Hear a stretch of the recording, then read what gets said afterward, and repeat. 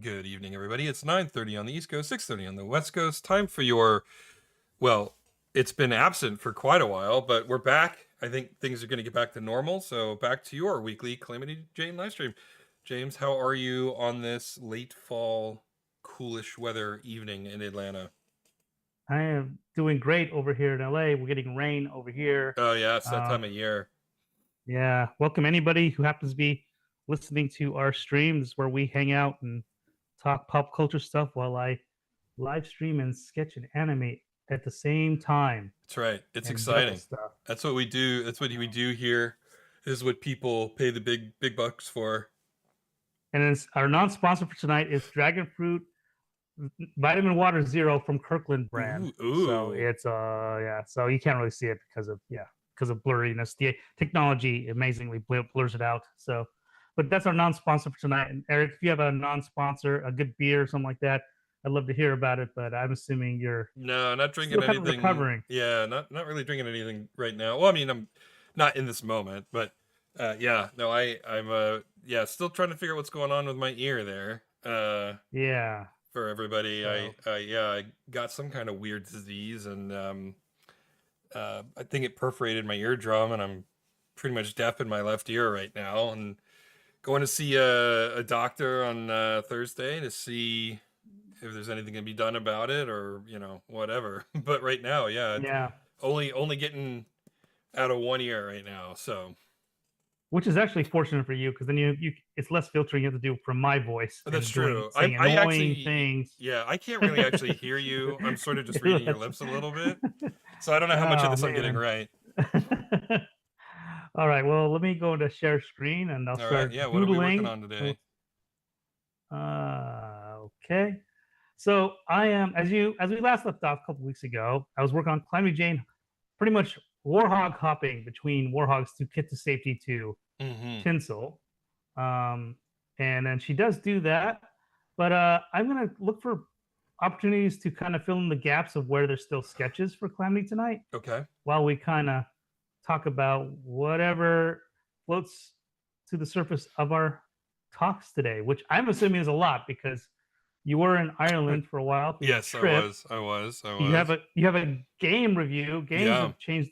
There's a lot of game news in the past 3 weeks too. On Yeah, top of indeed. that, Yeah. Yeah, yeah. I mean, um, I think the biggest obviously is Steam's huge announcement, yeah. or So and then Valve's. you were Yeah. playing, yeah, and then you were playing South of Midnight, which I've Mm-hmm. wanted to play, but it's a whole other combo as well. So I don't know which way you want to go, which path you want to take, but all of Well, them sound viable to me. I mean, Ireland was amazing.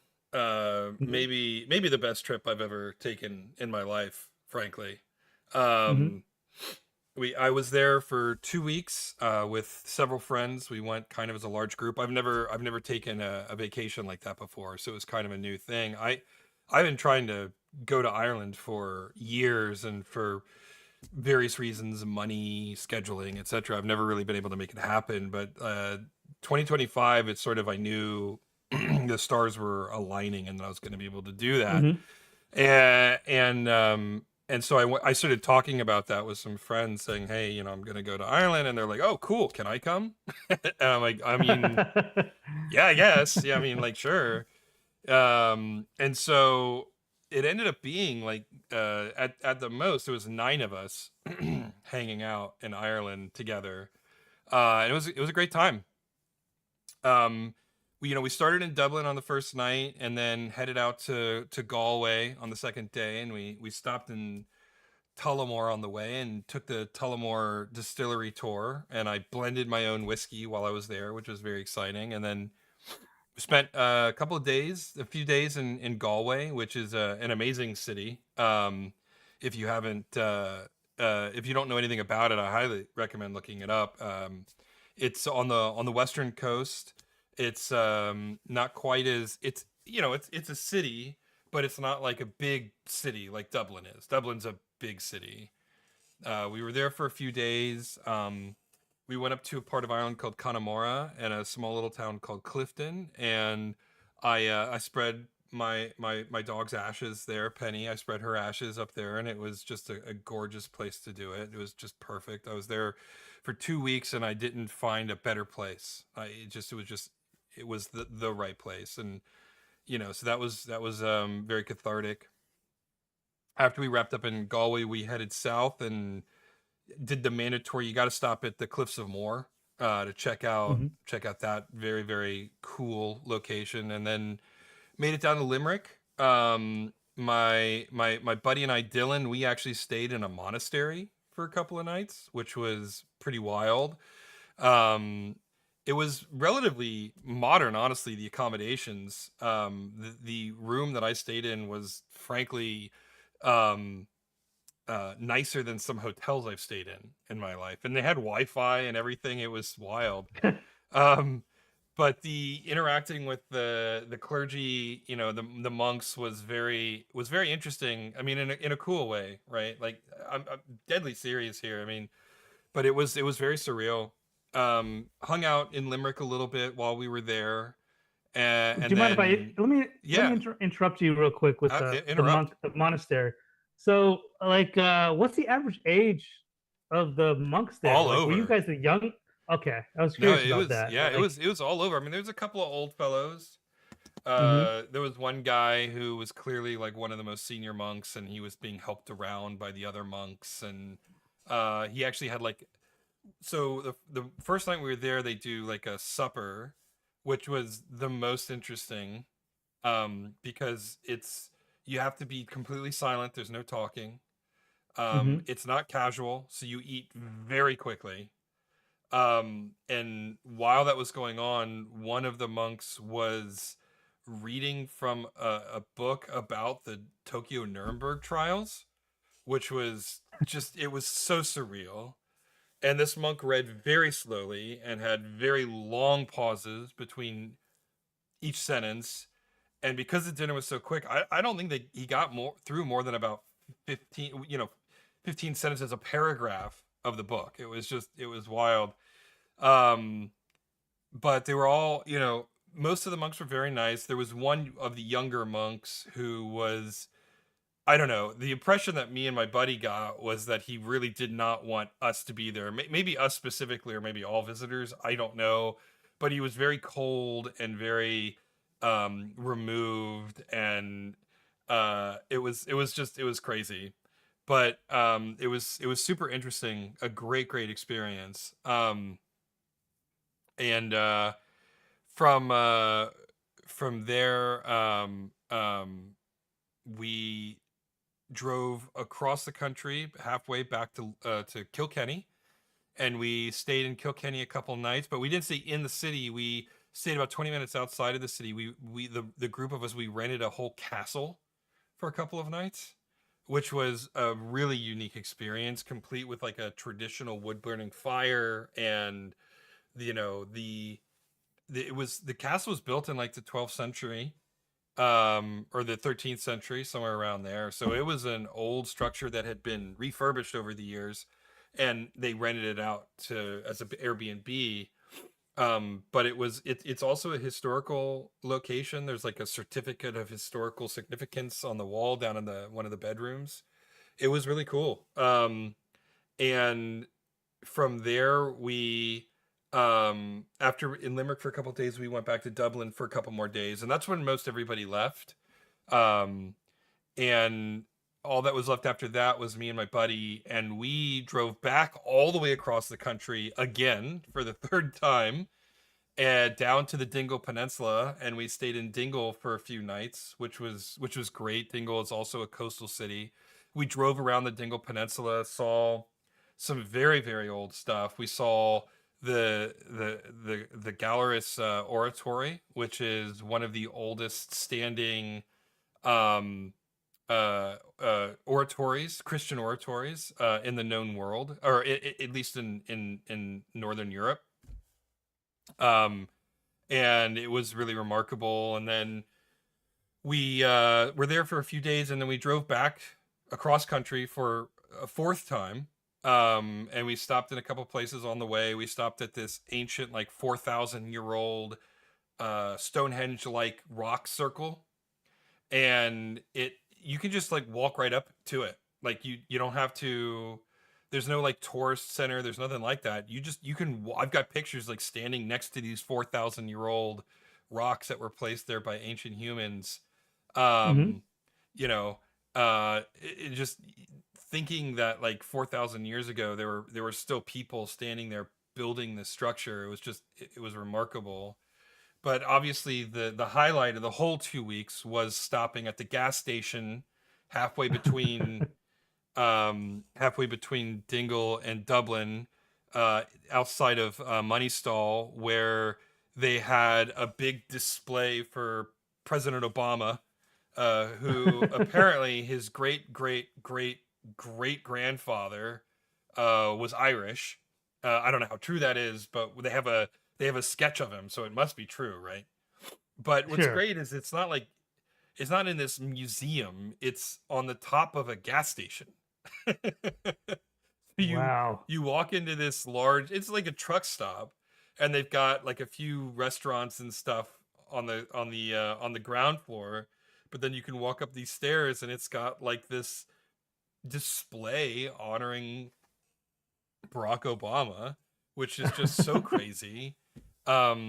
But Conan O'Brien actually came to this same spot a few years ago when he did a remote, and he, as a joke, had this bronze statue that he donated to this place, and it's actually still there. I've got photos of me standing next to the Conan O'Brien bronze statue. Um, Yeah, that's funny. so then we went back and we're in Dublin for one more night, and then flew back, and it was I can't believe it. I mean, we were there, including travel days, we were there for 16 days. Mm-hmm. Um, and I can't believe it was that long, you know. It was it just flew by. The company was great. The people that were with were awesome. Um, Everybody really got along. There were no fights. There was no tension. Like, it was just an all around wonderful, wonderful trip. Like something I'll never forget. And just truly, truly, just one for the record books. So I don't know if anybody who's watching this, if you haven't been to Ireland or never thought about going to Ireland, I highly recommend doing it, because it's a beautiful country. Some of the nicest people I've ever met in my life were there.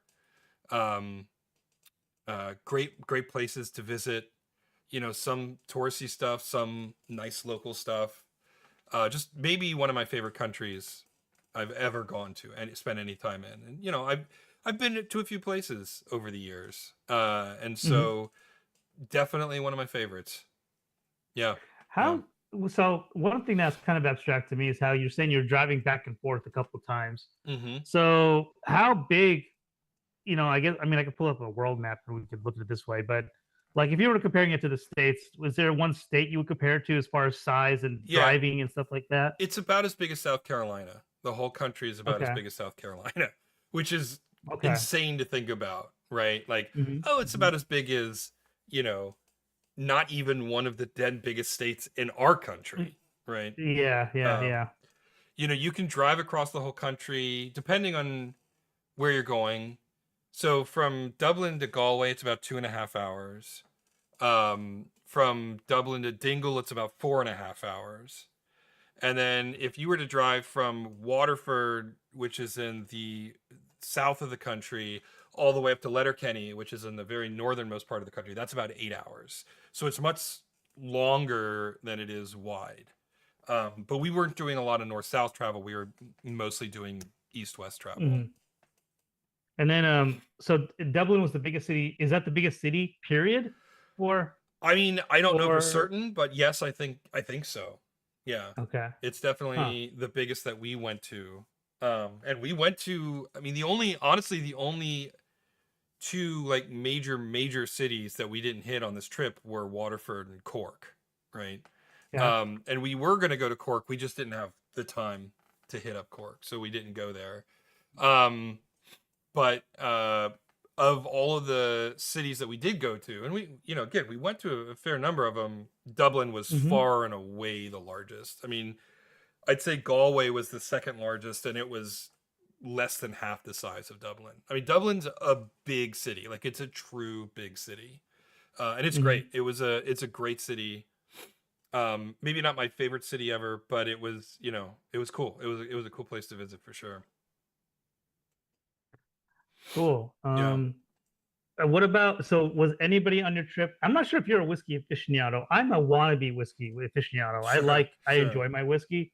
So did anybody on the trip have a palate for whiskey, and did you guys go and seek it out really? Oh yeah. I mean, Sounds we like drank. seek. Yeah, I mean, we drank mostly beer and whiskey the whole time we Okay. were there. All right. Yeah. We, like I said, we stopped at Tullamore Distillery on the way, Yeah. and And you made then your own, right? yeah, and You I said made you my made your own own blend. there? Yeah, which was really cool. And we did the Jameson tour, which was very cool as well. And um, and Jameson's a very good whiskey as well. And they're both Irish Mm-hmm. whiskeys. But Yeah. there's a ton of Irish whiskeys, obviously. Yeah. Ireland is a big whiskey culture, and yeah, we had a lot of whiskey while we were out there.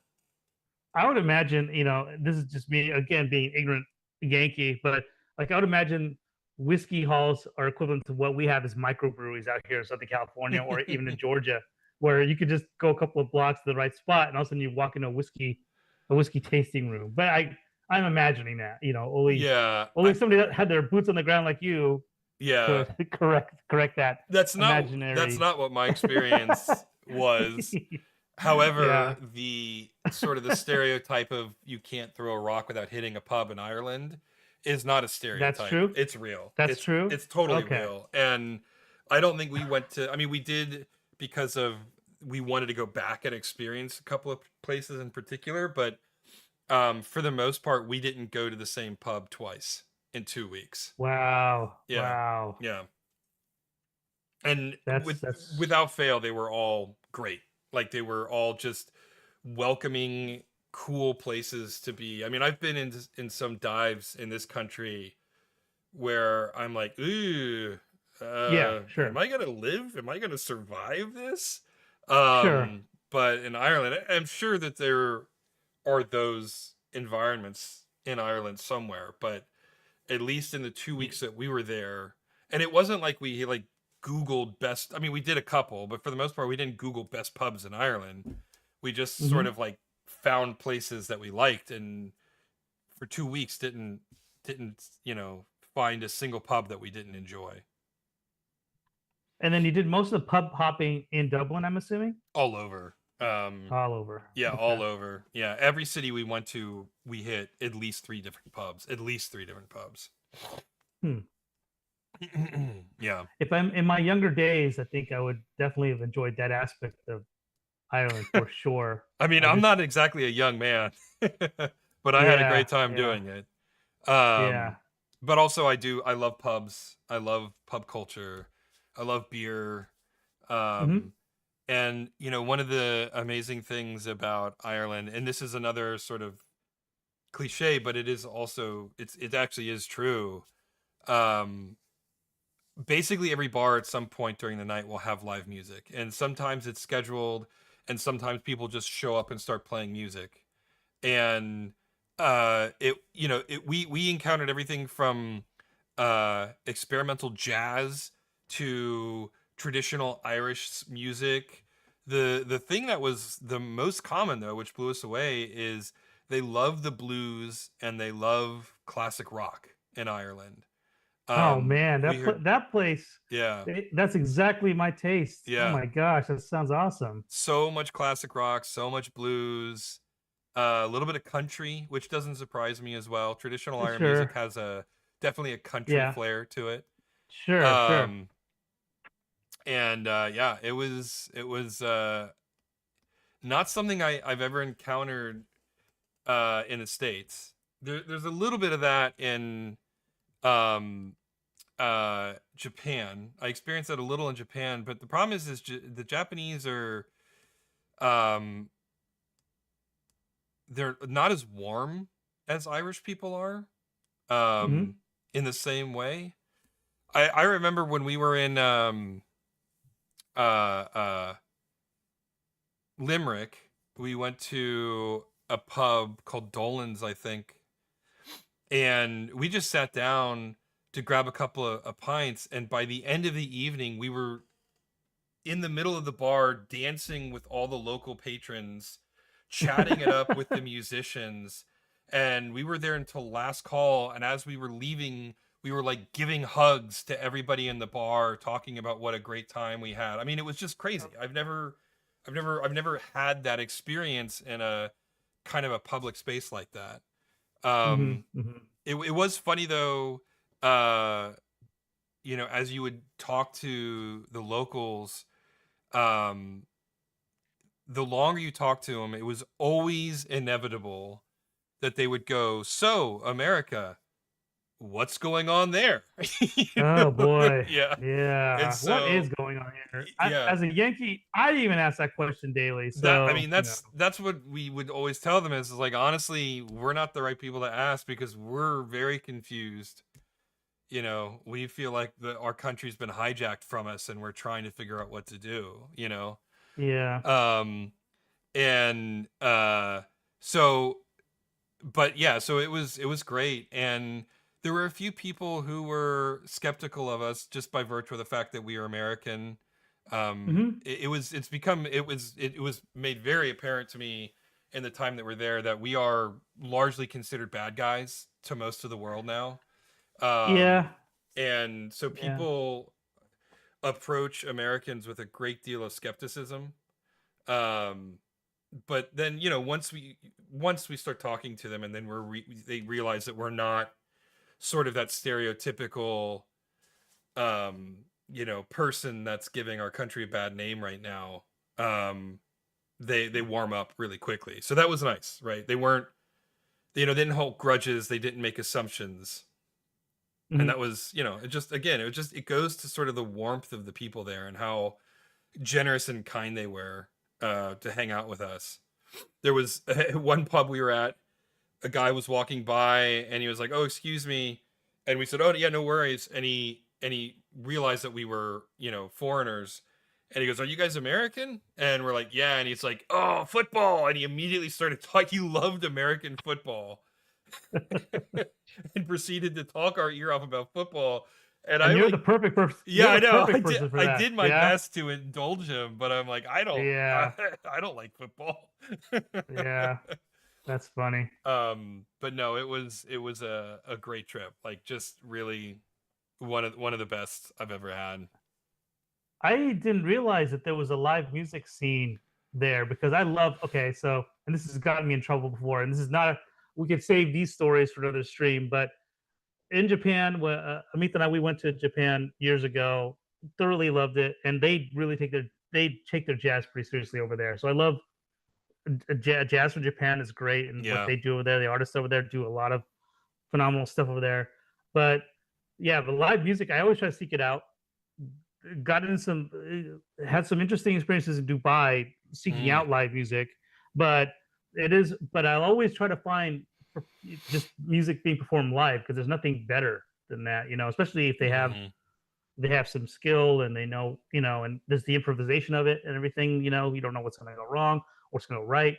So it's really exciting to hear that Ireland has that kind of a scene, especially and I love jazz and blues. So if it's live, I'm totally down for that. And then you said rock and roll too, like 80s rock, like, I mean, like, yeah. I mean, 60s through, yeah, that's the best basically era. early 2000s, frankly. Yeah, that's Yeah. terrific. So So, we hmm. got off the plane and got in the car and started heading out, to our hotel. And um uh my buddy was like, "Well, let's put on some Irish radio. Let's see what the Irish listen to on Yeah, the radio." sure, And we put it sure. on, and the DJ with a thick Irish accent goes, "Time to put on your favorite hits from when you were growing up." And then it was just the same shit we listened to growing up. And I'm like, that it's just so wild to me. That's funny. Yeah. I mean, it makes sense. Why not? I mean, half of the music they played was, Brit pop and classic British rock and things of that nature. And it's not like America is the only country that has done a lot of great rock, right? But there Yeah, was a lot of American music that was just popular and a part of the culture there, right? Same thing with like I guess here. I mean, the Rolling Stones isn't an American band, but it is completely integrated here, and we don't think about yeah, it being from a band that came from a different place. It's the Stones. Everybody loves the Stones. It's yeah. They universal, kind of, right? yeah. Here we absorb them and we just greedily take them. Yeah, yeah, yeah, exactly. So, Um, but yeah, it was great. It was just something truly remarkable. Just yeah. so here's a nerd. This is a on behalf of my wife and me that she's a huge U2 fan. Did you hear much U2 at No, all anywhere? zero U2. Interesting. Because Absolutely no U2. yeah, because they're homegrown, right? They're from I don't know where Yeah. they're from exactly, but yeah, okay, interesting. Because they got rock and roll stuff, everything going on with them. Mm-hmm. But Mm-hmm. huh, okay, well, cool. Yeah, but it's Yeah, not well, to it's say that they definitely on our don't like list. U2 there. I just didn't hear any while we were Yeah, there. yeah, yeah. Sure. Well, it's definitely on our go-to list one of these days. We want to venture out of the country again and visit some place. It's definitely on our list. So Yeah.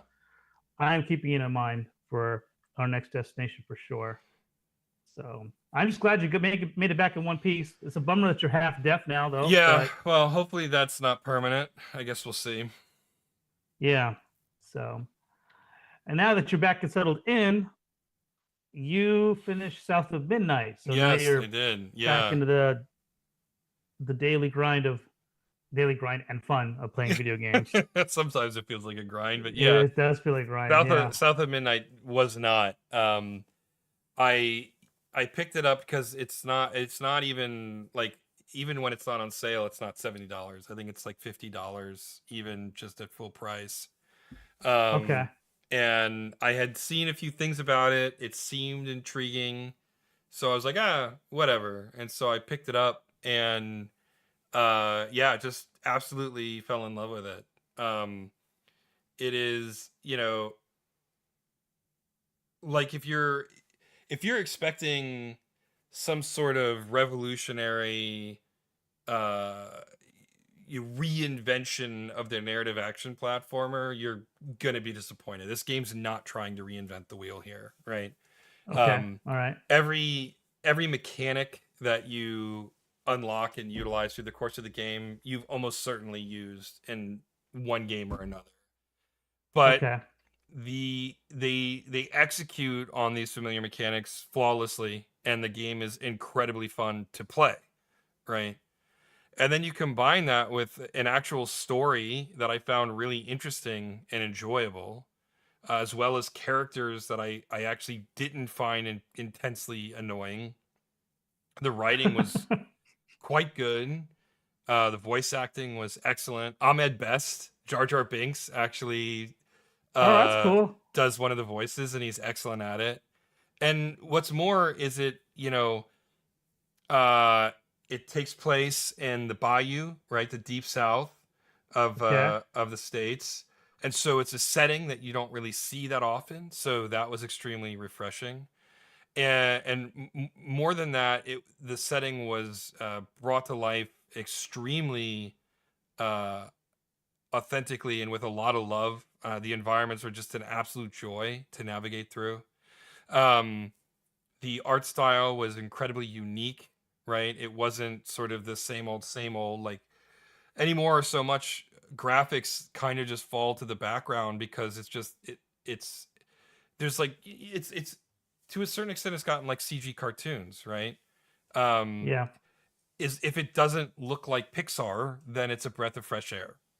And Yeah. it's That's true. sort of the same thing here. If it doesn't look like Halo, if it doesn't look like Call of Duty, if it doesn't look like Mario, right? It's just like a breath of fresh air. And this game absolutely was from a visual standpoint.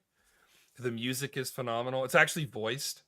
And the lyrics are dynamic. They fade in and out depending on sort of the tension of the various situations that you're in. Huh. Um, and yeah, it just was. I finished it and was one of those rare things where I was like, damn, I'm really sad that this is over. Well, that's a Um, special game when it happens, especially these days. It's rare, yeah, you know. yeah. It was yeah, it was quite unlike any game I've played in recent memory. I haven't been that enamored, truly enamored of a game in a very long time. So In that what? particular way, you know. So about the game, is it an American story? Obviously, if it's taking place in Louisiana, it's an American story. Is it take place in the in a historically speaking? Is it a historical piece or is it modern day? It's modern, but and I haven't done any research on it. It either it takes from folklore of that region or is heavily inspired by the folklore of that region. But it is contemporary in that it takes place in 2025, ostensibly. Um, but the folklore is all very, very old kind of uh, uh, stories, and so the the idea is that these characters, both the mythological characters as well as the powers that the main character gets are very much of the old world, right? And so it's this Hmm. really cool blend of the main character speaks in the common parlance and she's discovering this ancient magic that she didn't know existed before all the events of the game start occurring. Uh, and how she interprets those these things that she's discovering through the lens of her contemporary life experience, and they do a Mm-hmm. very very good job of she's learning about this folklore uh to a certain extent at the same time we are, and the the the writers do a really good job of utilizing her inexperience with these stories as a believable way to help contextualize what they are. So yeah, it's quite good. Yeah, it's just a bummer. I wish I wanted. I remember when it came out, I was really intrigued by it. I wanted to play it, but I out of all the game stuff that I've got, I do not have an Xbox enabled device to play it Mm, on just yet. So I'm waiting because as we watch the game industry implode on itself the past few years or whatever, and Microsoft especially shooting itself in the foot a lot. I'm thinking that maybe this South of Midnight game will make its way to PS5 or some other maybe even Nintendo Switch 2 at this point. And then I'll play it that way. I don't want to throw any money at an Xbox sure, machine just to play it. sure, Or get myself a new laptop. My current laptop's on the fritz, so it's pretty much on its last legs. But yeah. it's gonna be one of those things. But it's definitely a game I wanted to try out. And Well, it's nice, and we've talked at length about this. How art direction is always more important than technical art, right? Um, mm-hmm. a game's art direction, if it's visually interesting, doesn't have to be as high fidelity for it to be impactful. Okami, I think, is an Yeah, example that yeah, we've referenced a mm-hmm. lot here, and Mm-hmm. South of Midnight is the same way. It's a very striking visual style that is extremely um, easy on the eyes, um, but it runs great on Steam Deck. I played basically the whole game on my Steam Deck, and it ran great, and it looked gorgeous. And just out of curiosity, I mean, as you can see from my new camera position, I got my PC back, and this time it seems like it's Yeah, actually fixed, which is a nice change yeah, of pace. yeah, But out of curiosity, I installed it on my PC and pumped all the settings up to ultra. And there's a few bits of like volumetric fog here and there, and a few like material effects, et cetera, that aren't in this, when you're playing on Steam Deck, that don't show up on the Steam Deck. But they're very, very subtle details that you wouldn't notice aren't there unless you were actually doing sort of an A/B test to analyze it.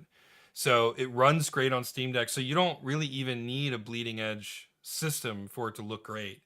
As long as you've So got something as powerful as a Steam Deck, it'll look great.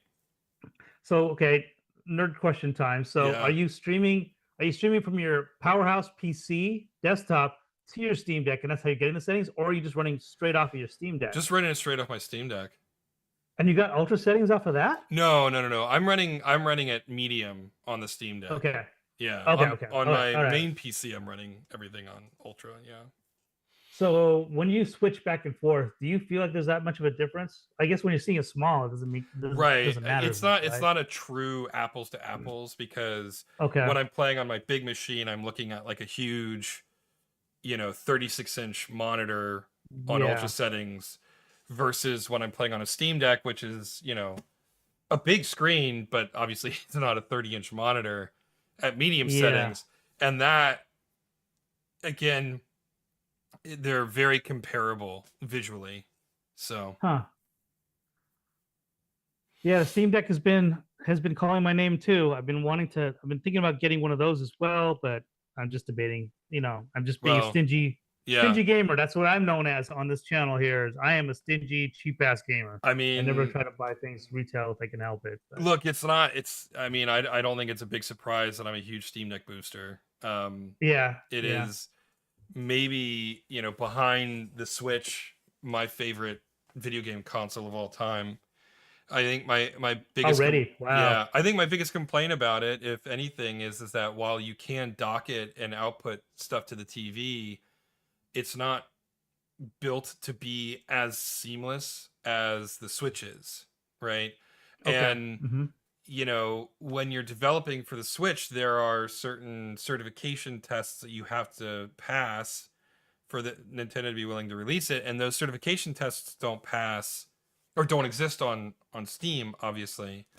And so Mm-hmm. you'll have games that look great on the deck, but then when you try to output them to the TV, there's some sort of They um lose they translation. lose, yeah, there's Something gets lost. something technical gets lost in translation, and it's not performative over, on Hmm. the TV, or there's like some weird color washed out issues, like there's some HDR thing that happens that doesn't work properly, etc., etc. Um, Hmm. so that's really my only complaint more than anything else. But honestly, it's kind of a moot point. Come early next year when the Steam machine comes out, Yeah. which Valve just Yeah. announced, which I'm pretty excited about, honestly. Um, and they're doing the same thing that Apple does so well, where they're sort of creating a seamless ecosystem where, as long as you function within this ecosystem, everything just works, right? Mm-hmm. And I love that, as someone who is lazy, who has the technical chops to make things work, and does. I would much rather prefer to be able to just seamlessly have things work like magic. It's way more satisfying. um Yeah, I hear you. Yeah, it's true. and Yeah, go ahead. tinkering sucks. I mean, it's fun the first time you do it, but then you have to rinse and repeat a lot just to do it, and you have to remember what steps you did and pat your head a certain way and pat your Yep. tummy a certain way. It Yep. does get old after a Yeah, while. I exactly. totally hear that. And so I love that seamlessness and ease of accessibility are two of the biggest design ethoses that Valve used when they were designing and building out this hardware. So and I'm also pretty excited about the Steam controller. It looks really cool. It's they kind of took the Steam Deck, removed the screen, squashed the two things together, and then now you've got a controller. And I'm completely on board with that because I love the way the Steam Deck plays. I love the haptic pads. My only complaint is the back buttons on the Steam Deck, but looking at the Steam controller, they seem to have fixed those issues. The buttons Mm-hmm. seem a lot more accessible and easy to press than they are on the Steam Deck. Um, Mm-hmm. and what's great is that it's you can, according to Valve, you can seamlessly stream to the Steam Deck. It's the Steam machine is built to stream out to other devices. Steam Deck being obviously part of that, and then their new VR offering, which I'm less enthusiastic about, but nonetheless Mm-hmm. seems pretty interesting. So if you have a game that doesn't really run well on your Steam Deck, because of their emphasis on low latency streaming, it seems entirely possible that you could still enjoy playing that game on your Steam Deck just by, streaming it through your Steam machine, right? Hmm. Hmm. Yeah, and then you can just sacrifice quality when you're on the bus if you needed to play it Yeah, anywhere exactly. else. Yeah, yeah. Yeah. So anyway, it's I don't know that new thing seems pretty interesting. I'm definitely keeping my eye on it. The when the when Sony and Microsoft announced their new iterations of their platforms, I just Yeah. couldn't find any energy to be excited about either of those things. Yeah. It's weird how Steam has the finger on the pulse of what I feel like the gaming community wants, and what Nintendo kind of dropped the ball on, I think, a little bit with their Switch 2. Um, I mean, I know Switch 2 is, I mean, Nintendo has their own cottage little ecosystem that they kind of rely on, and they don't really venture too. They venture out in their own little way, which is how we got the Wii and all that kind of stuff. But Mm-hmm. if you're talking about mainstream, what people are clamoring for, and it feels like Valve, Steam, they just kind of have this weird magic, you know, filter where they kind of figure out what people want in the cloud of conversation. And here you go. It's Mm-hmm. like it feels like it's the perfect timing for it. Everything. I Mm-hmm. myself may not buy one for a while, only because we'll see what the price points are. Yeah, Um, that's really the big question mark right now, is they haven't yeah, revealed any of the prices for any of these things. yeah, And so if the Steam yeah, machine's like $1,000, then it's like, well, now I'm far less interested in it than I was before. yeah. So I guess at that point we'll see. But they also have some, they'll allow you to be a tweaker with the game, with the console, because they let you do upgrades, and it's not like some, you don't have to go through too much of a hassle, looks like, to do that. Mm-hmm. So you can start out with a cheap model and then add stuff, which is something that would probably be where I would go myself. Only because I like to have this idea that I could always update it later when something else goes on sale, whether it's RAM or a hard Yeah, drive or I mean, something. And I will say, if you haven't, the Steam machine is not a PC. I mean, it is a PC yeah, in that you can yeah, install whatever yeah, yeah. operating system you want on it, but it's not like my tower where I could remove the graphics card and put in a Mhm. better graphic card or replace the Sure, heatsink. sure. Yeah. It is more a black box, like Hmm. a traditional console is. So it's not really designed to be modded by a casual user. Hmm. PC Gamer did a series of videos on YouTube, which are really interesting to watch, where they have the various hardware engineers talk about their philosophies in building it and what these systems are capable of. And the guy, the journalist from PC Magazine, said, like, can I tinker with it? And the Valve guy's like, well, yeah, you can tinker with it. It's a PC, but most of these parts are custom. They were built Oh, specifically okay, for the shape and form factor of the Steam machine. So if you okay. know what you're doing, yeah, you could almost certainly goof around with it and do whatever you want. But it's not designed in that way. Oh, okay.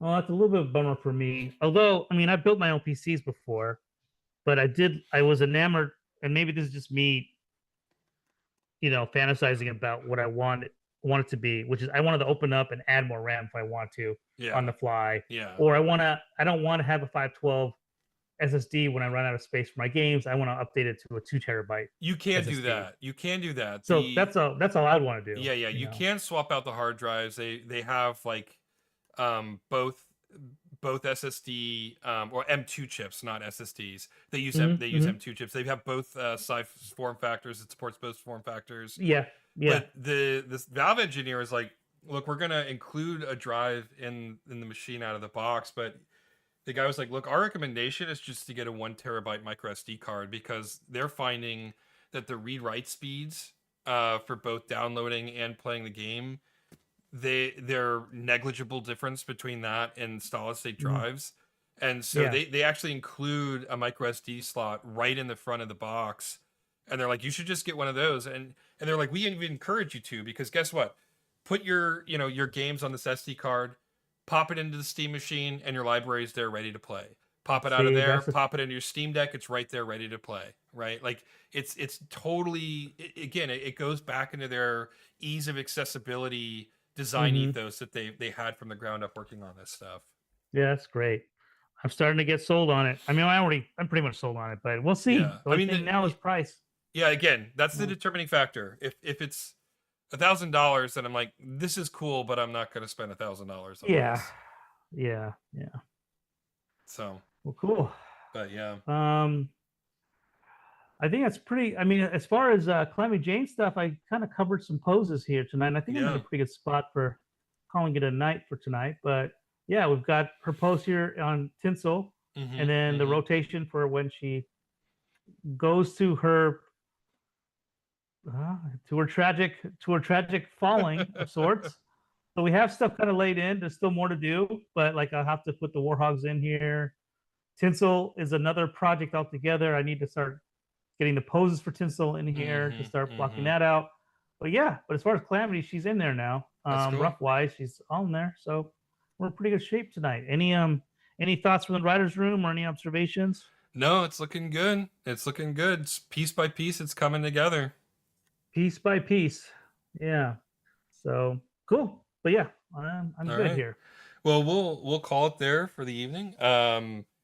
Thanks for tuning in, everybody. Sorry for the extended hiatus, but I think things will calm down to a certain extent. Obviously, we've got the holidays coming up, and so there might be a week or two where we're not on, but by and large, I think we should be back to our weekly cadence from this point on. So in the meantime, why don't you head on over to calamityjane.rocks, and that'll take you to our Patreon site. You can consider subscribing and helping us make this cartoon a reality. You can also find us on YouTube and Facebook, which presumably you have. Just search for Calamity Chain Adventure Hour in either of those. And then Calamity Chain Salamander is our Instagram handle. So you can head on over there, and we post. It's just another place to catch updates and all the stuff that we're doing and whatnot. So in the meantime, we will be back, same Calamity time, same Calamity channel next week. Stay safe out there, everybody, and have a good night. Good night. Good night.